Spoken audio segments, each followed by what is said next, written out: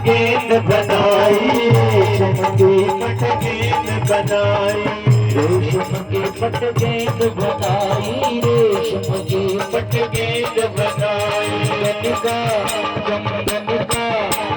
चंदन का बल्ला लायोरी, छोटो सो कन्हैया, चंदन का बल्ला लायोरी, छोटो सो कन्हैया। हो काली पर खेलने आयो रे मेरे छोटो सो कन्हैया, काली पर खेलने आयो रे छोटो सो कन्हैया।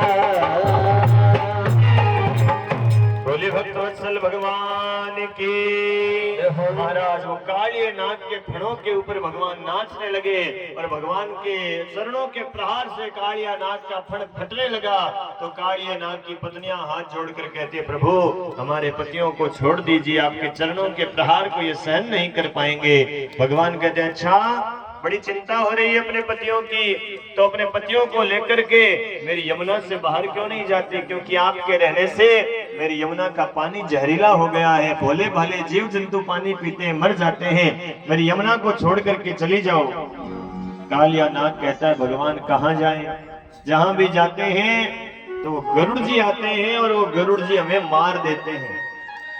देखो सांपों का और गरुड़ का आपस में वैर रहता है, 36 का आंकड़ा चलता है। ये सांप और गरुड़ है ना, ये रिश्ते के अंदर दोनों मां से भाई लगते हैं। कैसे? गरुड़ जी की मां का क्या नाम है? विनता देवी। गरुड़ जी की मां का नाम है विनता और सांपों की मां का नाम है कद्रू देवी। ये दोनों बहने थी। दक्ष प्रजापति की ये दोनों बेटियां थी, कश्यप ऋषि की ये दोनों पत्नियां थी। लेकिन फिर भी ये सांप और गरुड़ आपस में मां से भाई होने के बाद भी इन दोनों की आपस में बनती नहीं है, झगड़ा रहता है। क्यों रहता है झगड़ा? इसके पीछे एक बड़ी लंबी कथा है, अभी नहीं बता पाएंगे, कभी समय मिलेगा तो बताएंगे। भागवत में नहीं लिखी है लेकिन बाहर से ये कथा आती है। परंतु इनके बीच में झगड़ा रहता है तो वो कालिया नाग कहता है, गरुड़ जी हमें मार देते हैं। भगवान कहते हैं, कालिया नाग तेरे माथे के ऊपर मेरे पैरों की छाप पड़ गई है ना, अब इस छाप को मोर को देखते ही गरुड़ जी दूर से तुझे छोड़ देंगे और मैं तुझे एक स्थान देता हूं जहां पर गरुड़ जी आ नहीं सकते। उस स्थान का नाम है रमणक नाम का द्वीप। वहां रमणक द्वीप में तुम चले जाओ, वहां पर गरुड़ जी आएंगे। कालिया नाग यमुना को छोड़ करके रमणक द्वीप में चला गया, लेकिन कालिया नाग के कारण वो यमुना आज भी काली हो गई। कालिया नाग के जहर से यमुना का जो पानी है हाथ में लेते हैं तो महाराज साफ दिखाई देता है, लेकिन दूर से देखते हैं तो यमुना का पानी हमें काले रंग का प्रतीत होता है। भगवान ने यमुना को शुद्ध किया। यमुना को शुद्ध करके भगवान गायें चराते चराते जैसे ही आए तो आज भगवान ने देखा कि नंद बाबा ग्वाल बाल हजारों मण जौ, हजारों मण तिल, हजारों मण घी इकट्ठा कर रहे थे, यज्ञ की तैयारी कर रहे थे। भगवान ने पूछा, बाबा ये यज्ञ की तैयारी क्यों हो रही है? नंद बाबा कहते, कन्हैया ये यज्ञ हम इंद्र के लिए करेंगे, इंद्र हमारे खेतों पर बरसात करेगा। भगवान ने सोचा इंद्र की पूजा करो, इसमें कोई समस्या नहीं है, लेकिन इंद्र को हो गया है अभिमान और इंद्र का घमंड तोड़ना पड़ेगा। इसीलिए भगवान ने ग्वाल बालों से नंद बाबा से कहा, बाबा इंद्र ने हजारों सालों की पूजा से कभी प्रकट होकर के दर्शन नहीं दिया, एक काम कीजिए, एक बार आप मेरे कहने से गिरिराज भगवान की पूजा कीजिए। गिरिराज भगवान की शरण में हमारी गायें निर्भीक रूप से विचरण करती है, बाहर का पानी अंदर नहीं आता, बाहर की हवाएं खेतों को खराब नहीं करती, इसलिए एक बार गिरिराज भगवान की पूजा कीजिए। नंद बाबा कहते, कन्हैया यदि हमने गिरिराज की पूजा करी और उस पूजा से यदि इंद्र नाराज हो गया तो हमें इंद्र के कोप से कौन बचाएगा? भगवान कहते हैं, गिरिराज भगवान हम सब की रक्षा करेंगे, एक बार गिरिराज भगवान की पूजा कीजिए। सब महाराज पूजा का सामान लेकर के गिरिराज भगवान के पास गए और घड़ों से पानी ला ला करके गिरिराज भगवान को स्नान कराने लगे। अब सुबह से शाम हो गई, 1000 घड़े पानी डाल दिया, लेकिन गिरिराज का तो एक अंगूठा भी गीला नहीं हुआ, क्योंकि इतने बड़े गिरिराज भगवान है। अब महाराज भगवान ने सोचा ऐसे स्नान नहीं होगा, तो भगवान ने वहां पर मानसी गंगा को प्रकट किया है। गिरिराज के पास में मानसी गंगा है और मानसी गंगा के द्वारा गिरिराज को स्नान करवाया। और जैसे ही गिरिराज भगवान को भोग लगाया, गिरिराज भगवान साक्षात प्रकट होने लगे और कहने लगे, लाओ ब्रजवासियों भोग, लाओ ब्रजवासियों भोग, लाओ ब्रजवासियों भोग। अब इस पूजा का समाचार किसी ने जाकर के इंद्र को सुना दिया। इंद्र कहता है, इन ब्रजवासियों की इतनी हिम्मत, मेरी हजारों सालों की पुरानी पूजा को बंद करवा दिया और एक पत्थर की पूजा कर रहे हैं। इंद्र ने अपने संवर्तक नाम के बादलों को आदेश दिया कि जाओ और जाकर के ब्रिज को डुबो दो। अब काले काले भयंकर बादल आने लगे और ब्रिज के ऊपर मूसलाधार बरसात होने लगी। नंद बाबा ग्वाल बाल कहते, देख कन्हैया, हमने इंद्र की पूजा बंद करी, इंद्र नाराज हो गया है, अब इंद्र के क्रोध से हमें कौन बचाएगा। भगवान कहते, चिंता मत करो, गिरिराज भगवान सबकी रक्षा करेंगे। सब जरूरी सामान गाय बछड़ों को लेकर गिरिराज भगवान के पास चलो। सबने गायों को बछड़ों को जरूरी सामान गाड़ियों में भरा और गिरिराज भगवान के पास गए। और भगवान ने सबसे कहा, एक बार आंख बंद करके जोर से जयकारा लगाओ। सबने जोर से जयकारा लगाया, बोलिए गिरिराज धरण भगवान की।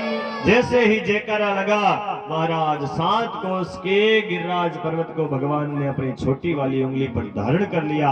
ब्रिज के ऊपर मानो छाता बन गया हो और सारे ग्वाल वालों ने नीचे हजारों लकड़ियां लगा ली और गिरिराज भगवान को छाता बना लिया। बरसात होते होते 3 दिन बीत गए। आज महाराज भगवान के पास भगवान के मित्र मधुमंगल, सुतोष, सीदामा, दाऊ, मनसुखा खड़े थे। मनसुखा कहता है, कन्हैया 3 दिन से तू उंगली को टेढ़ा किए हुए खड़ा हुआ है भैया, जरा उंगली को नीचा कर ले, तेरा हाथ दुखने लग गया होगा। भगवान कहते हैं, मैं उंगली नीची करूंगा ना तो ये गिरिराज भगवान नीचे आ जाएंगे। मनसुखा कहता है, अच्छा तू क्या सोचता है कि गिरिराज भगवान तेने उठा रखा है? ये तो हमने सारी लकड़ियां लगाई है ना, लकड़ियों पर टिका हुआ है। भगवान कहते, और नहीं तो क्या मैंने उठा रखा है, मैं भगवान हूं ना। मधुमंगल कहता है, बड़ा आया भगवान बनने वाला, तेने ऐसा कौन सा काम कर दिया रे जो तू भगवान बन गया। अब भगवान कहते, देखो मैंने पूतना मारी, मैंने तृणावर्त मारा, मैंने सट्टासुर मारा, मैंने अघासुर मारा, मैंने बकासुर मारा, मैंने धेनुकासुर मारा, इतने इतने राक्षसों को मारा, इसलिए मैं भगवान हूँ। श्रीदामा कहता है, मारी तेने पूतना, वो पूतना तो बेचारी मरी मराई आई थी, मरने के बाद 2-4 लाठियां तो मैंने भी लगाई थी, तूने क्या मारी थी, नीचे कर ले उंगली। भगवान कहते, कर लूं? बोले पूछ क्या रहा है, कर ले तो उंगली नीचे। अब भगवान ने जैसे ही अपनी उंगली जरा से नीचे की है, जो हजारों लकड़ियां लगी हुई थी, एक साथ वो लकड़ियां तर तर तर तर तर तर तर तर तर तर तर तर तर करके टूटने लगी। गिरिराज भगवान नीचे आने लगे। मधुमंगल, सीदामा, मनसुको, दाऊ सब कहने लगे, अरे कन्हैया संभाल संभाल संभाल भैया संभाल। भगवान ने वापस पर्वत को धारण कर लिया। अब महाराज मनसुखा कहता है, कन्हैया तेरे में इतनी ताकत कहां से आई रे। भगवान सोचते, मैं इनको बोल दूं कि मैं भगवान हूं, तब तो ये कहेंगे कि मुंह धोना तो आता नहीं, भगवान बनना फिरता है, विश्वास करेंगे, इनको समझाऊं कैसे। तो भगवान क्या कहते हैं, भगवान कहते ताकत देखो ऐसे आई कि कछु माखन को बल बढ़ियो, कछु गोपन करी सहाय, श्री राधे जू की कृपा सो मैंने गिरवर लिए उठाए। भगवान कहते थोड़ी ताकत तो गोपियों के घरों से जो चोरी कर करके माखन खाते थे ना, उस माखन की आ गई। और कछु गोपन करी सहाय, ग्वाल बाल कहते हैं, हम गोप लोगों ने क्या सहायता करी। तो भगवान कहते हैं कि मैंने गिरिराज पर्वत उठाया था ना, तो आप सब टकटकी लगाकर मुझे देख रहे थे, तो आप सबकी आधी ताकत खींच करके मेरे अंदर आ गई। मधुमंगल कहता है, ओहो कन्हैया, पहले तो खाली माखन की चोरी करता था, आजकल तो ताकत और चोरी करने लग गया। तभी देखे 2-3 दिन से पतले पतले कैसे लग रहे हैं, आधी ताकत तो तूने चुरा ली। और श्री राधे जी की कृपा से मैंने गिरवर लिए उठाए। राधा रानी सामने खड़ी हो गई तो राधा रानी की भुवों पर वो गिरिराज पर्वत टिक गए। बरसात होते होते 6 दिन बीत गए। आज इंद्र अपने सैनिकों से कहता है, अरे जाओ अब बरसात बंद कर दो, ब्रिज डूब गया होगा। एक सैनिक आकर कहता है, महाराज आप ब्रिज के डूबने की बात करते हो, अरे ब्रिज में तो एक बूंद भी पानी नहीं गिरा है, धूल उड़ रही है धूल। इंद्र कहता है, इतना पानी बरसाया, एक बूंद भी नहीं गिरा, कैसे हुआ। तो वो सैनिक कहता है, महाराज एक 7 साल के बालक ने 7 कोस के गिरिराज पर्वत को अपनी उंगली पर धारण कर रखा है और ब्रिज पर छाता बना रखा है, और बाहर का पानी अंदर नहीं आता। क्यों नहीं आता? एक शेषनाग है बड़ा सा, उसने बाहर पाड़ बांध रखी है। शेषनाग कौन? बलराम जी महाराज शेषनाग के अवतार है। ऊपर पानी जो गिरता है, ऊपर एक सुदर्शन चक्कर घूम रहा है, वो जो ऊपर का पानी ऊपर ही सुखा देता है, और नीचे किनारे से जो पानी नीचे आता है ना पर्वत के, वहां पर एक बूढ़ा सा बाबा बैठा है और ऐसे भूख लगा करके वो पानी पी रहा है। ये बूढ़ा बाबा कौन? अगस्त ऋषि वो पानी पी रहे हैं। अच्छा, अगस्त ऋषि तो पंडित जी रामायण के अंदर थे, त्रेता युग के अंदर 3 जड़ों में समुद्र पी गए थे। अगस्त ऋषि यहाँ क्यों आए? एक बार भगवान राम जब लंका को जीत कर आए थे ना, तो सीता ने एक नियम लिया था कि रोज किसी ना किसी ब्राह्मण को भोजन जिमाऊंगी। अब महाराज ब्राह्मणों को तो आप जानते हो, हमारे जैसे मांगीलाल जी जैसे 2 रोटी से ज्यादा महाराज खुराक नहीं है। अब महाराज सीता राम जी से कहती है, राम जी इन ब्राह्मणों को पता नहीं क्या हो गया है, 2-4 रोटी से ज्यादा खाते नहीं है, इतने चाव से खीर बनाती हूँ, हलवा बनाती हूँ, पूड़ियां बनाती हूँ, और ये ब्राह्मण तो कुछ खाते ही नहीं है। कोई बढ़िया सा ब्राह्मण लेकर के आओ जिसको मैं भर पेट भोजन कराऊं। राम जी कहते हैं, सीता हम है क्षत्रिय और ये है ब्राह्मण। कृष्ण को वो ब्राह्मण देवता पत्रिका पढ़ करके सुनाते हैं और भगवान उस ब्राह्मण के साथ बैठ करके रथ में रवाना होते हैं। और महाराज रुक्मिणी कात्यायनी माता के मंदिर में हाथ जोड़ करके भगवान के सामने नमस्कार करती है और रुक्मिणी कहने लगी, एक मंत्र बोलती है भगवान के सामने रुक्मिणी। वो मंत्र क्या बोला? कात्यायनी महामाये महायोगिन्यधीश्वरी नंद गोप सुतम देही पतिम में कुरुते नमः। भगवान के सामने हाथ जोड़ करके रुक्मिणी ने प्रार्थना करी, ठाकुर जी महामाये महायोगिन्यधीश्वरी नंद गोप सुतम देही पतिम में कुरुते नमः। इस मंत्र का अर्थ है कि हे माता कात्यायनी, भगवान कृष्ण के जो नंद हैं, गोप सुत हैं, वो मुझे पति के रूप में मिले। महाराज ये भागवत में लिखा हुआ मंत्र है कि किसी कन्या की सगाई में अड़चन आ रही हो ना, किसी बहन बेटी की शादी में रुकावट आ रही हो, बढ़िया घराने में रिश्ता नहीं बैठ रहा हो, तो वो कन्या 1 वर्ष तक इस मंत्र का जाप करे, कात्यायनी महामाये महायोगिन्यधीश्वरी नंद गोप सुतम देहि पतिम में कुरुते नमः। तो महाराज 1 वर्ष के अंदर अंदर उस कन्या की सगाई बढ़िया घराने में हो जाती है, ऐसा भागवत में लिखा है। और यदि किसी भाई की सगाई में अड़चन आवे, किसी व्यक्ति की सगाई शादी नहीं हो रही हो, तो महाराज उसके लिए दुर्गा सप्तशती नाम का एक ग्रंथ है, और दुर्गा सप्तशती में एक मंत्र लिखा हुआ है, पत्नी मनोरमाम देहि मनोवृत्तानुसारिणी तारिणी दुर्ग संसार सागर से कुलोद्भवाम। उस दुर्गा सप्तशती में 700 श्लोक हैं, और महाराज उस 700 श्लोकों के आगे इस मंत्र का संपुट लगावे और 700 के पीछे इस मंत्र का संपुट लगावे, तो महाराज 1 वर्ष के अंदर अंदर संसार सागर से तारने वाली उत्तम कुल में उत्पन्न होने वाली पत्नी की प्राप्ति होती है। सब दुर्गा सप्तशती में लिखा हुआ है। वाम अंग फुरकने लगे, महाराज रुक्मिणी की दाऊदी आंख फुरकने लगी। रुक्मिणी समझ गई मेरा गोविंद जरूर आएगा, और महाराज रुक्मिणी बाहर जाकर के भगवान कृष्ण को देखने लगी, मेरा कन्हैया कहाँ है, उधर जाकर देखने लगी। सुंदर भगवान ने नीलांबर धारण किया हुआ है और महाराज मोर का मुकुट पहना हुआ है, पीतांबरधारी महाराज बड़ा सुंदर नीलांबर चमक रहा है भगवान का, माथे पर मोर का मुकुट लगाया हुआ है, साथ में भगवान की सेना और दौड़ रही है। अब महाराज जैसे ही सैनिक कहने लगे, देखो देखो कन्हैया कितना सुंदर है, कोई कहता है देखो दौड़ना कितना सुंदर है, कोई कहता है मोर का मुकुट कितना सुंदर है, कोई कहता है हाथ में वंशी मुरली कितनी सुंदर है, कोई कहता है हंसता कितना सुंदर है। इतने में भगवान आए, रुक्मिणी का हाथ पकड़ा और भगवान दौड़ा करके ले गए। सारे सैनिक देखते रह गए और सब कहने लगे वो ले गए, ले गए, ले गए, ले गए, ले गए, वापस बुला करके लाओ। अब महाराज भगवान कृष्ण लेकर के गए तो पीछे रुक्मी गया, और रुक्मी ने भगवान के साथ में युद्ध किया, और युद्ध के अंदर भगवान रुक्मी को मारने लगे। तभी प्रभु इन्हें मारिए, भाई है, इनको छोड़ दीजिए। और महाराज राजा भीष्मक आए, राजा भीष्मक ने रुक्मी से कहा, रुक्मी ये तो रुक्मिणी भगवान लक्ष्मी की अवतार है, और इस लक्ष्मी को तो भगवान के साथ में कन्यादान करना चाहिए, मुझे अपने हाथों से कन्यादान करने दे। देखो लक्ष्मी जो है ना, इस लक्ष्मी का हमेशा 3 उपयोग होता है। लक्ष्मी का कौन सा लक्ष्मी का भाई घर में कन्या बड़ी हो जाए तो कन्या को घर में रखना बढ़िया होता है या कन्यादान करना बढ़िया होता है? कन्यादान बढ़िया होता है। तो लक्ष्मी जो है ना, हमारे घर में कन्या है और महाराज इस कन्या का हमेशा ही दान होता है। अच्छा, दान में और दया में फर्क हो रहे हैं।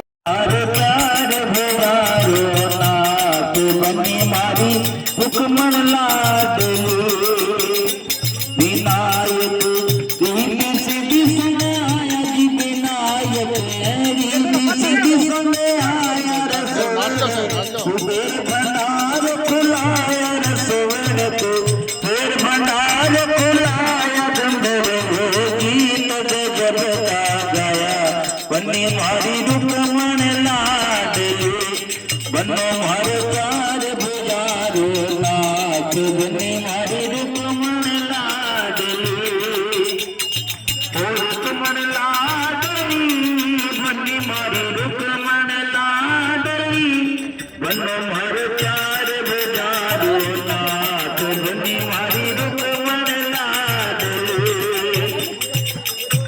देवकी वासुदेव हर्षाय देवकी वासुदेव हर्षाय यशोदा नंद जी मात बताय यशोदा नंद जी मात बताय सुभद्रा गीता देव सुजुआ बन्नी मारी रुकमन लाई सुभद्रा गीता देव सुजुआ बन्नी मारी रुकमन लाडली वनो मारो चार भुजारो नाथ बन्नी मारी रुकमन लाडली वनो मारो चार भुजारो नाथ बन्नी मारी रुकमन लाडली बराती शिव ब्रह्मा मन भाया बराती शिव ब्रह्मा मन भाया गरुड़ चढ़े लक्ष्मीपति भी आया गरुड़ चढ़े लक्ष्मीपति भी आया ऐरावत इंदर चढ़ के आया बन्नी मारी रुकमन लाडली ऐरावत इंदर चढ़ के आया बन्नी मारी रुकमन लाडली एक और रहेगी याद रखिए। हर चार भुजारो नाथ बन्नी मारी रुकमन लाडली वनो हर चार भुजारो नाथ बन्नी मारी रुकमन लाडली रुकमा करनी जय हाँ एक तो कागजियो मारो हाँ एक तो कागजियो मारो रणथंबोर मधी जोगी एक तो कागजियो मारो रणथंबोर मधी जोगी रणथंबोर रणपतजी रणथंबोर रणपतजी के आया रे जोगी रुकमा करनी जय रुकमन करनी जय श्याम सुंदर चवरा में बेटा जी रुकमा करनी जय एक तो कागजियो मारो साला सर में दूंगी एक तो कागजियो मारो साला सर में दीजोगी साला सररा बजरंगी साला सररा बजरंगी तेरा यार जोगी रुकमन करनी जय रुकमन करनी जय श्याम सुंदर चवरा में बेटा जी रुकमन करनी जय झूले में तेरे डालो सीता में तेरे डालो झूले में तेरे डालो सीता में तेरे डालो रे झूला रे झूले में तेरे डालो